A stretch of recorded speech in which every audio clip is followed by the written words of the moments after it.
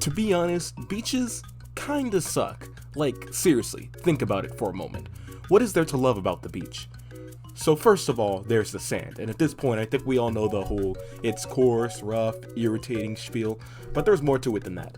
So first of all, it's hot. I don't know about y'all, but stepping on the sand directly with my feet is like holding an iron on my soles.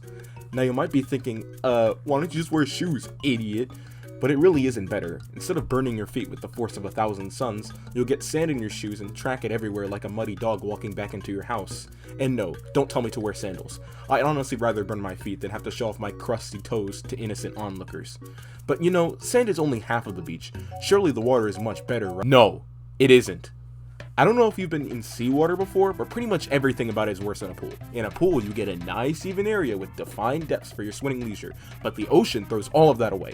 Imagine swimming in the ocean saying, wow, this water's a bit too shallow for me. I'm a big kid now, I'll head for deeper waters, only to fall into a drop the size of the Mariana Trench.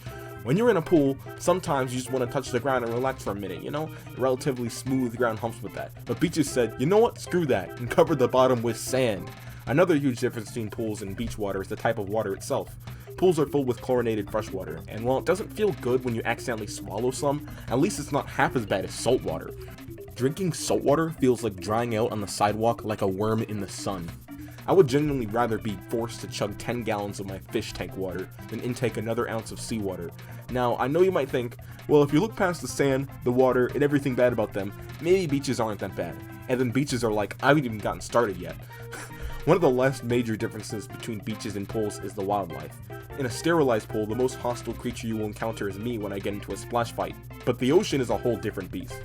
Depending on where you live, you could be nipped by a crab, bitten by a shark, paralyzed by a jellyfish, or if you live in Australia, die instantly from anything. When you take all this into account, it becomes obvious why everyone's favorite pastime on the beach is to literally sit there and do nothing.